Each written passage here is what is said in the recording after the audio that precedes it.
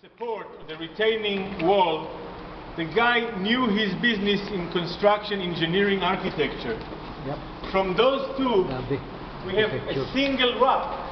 This is one single brick that was quarried further up the hill perfectly. Look, it has even a frame all around it.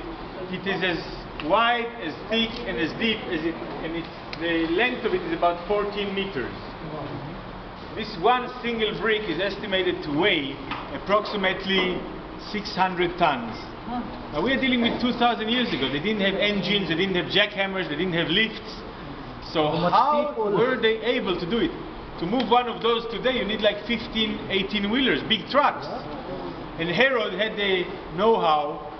We tried to figure out, but not quite understanding how he was able to do so. And he succeeded to move it up, and this is not the bottom level. He lifted it also up, perfectly stuck it in the wall. They didn't need hardly any cement to put it together.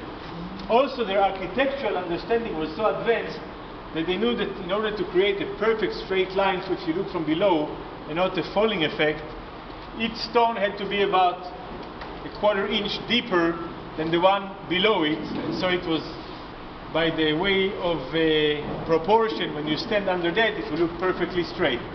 And multiply this is the biggest one we found, but the smallest of the stones in the Wailing Wall, and not just the Wailing Wall, Western Wall, but all around the supporting wall, is 2.5 tons. 2.5 tons is the biggest stone of the pyramids.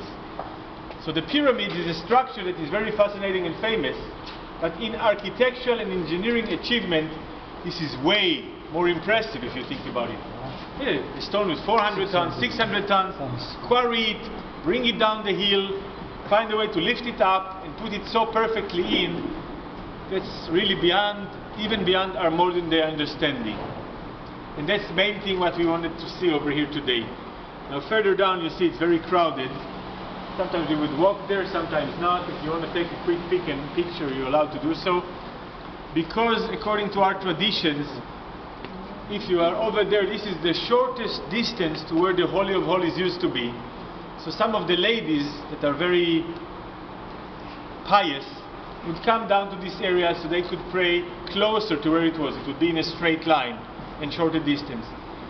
Now remember, the Jewish people are not praying to the wall, they are praying to God. The wall is just an item, and the location on the wall, we want to be as close as possible to where the presence of God was dwelling in the Holy Temple and the Holy of Holies. And that's why they come here on a daily basis and do their morning, afternoon, sometimes evening prayers. But as you can see, it's very narrow, not too many people can fit here, and they just let a few. So I suggest just go, if you want to go, you have to be reverent over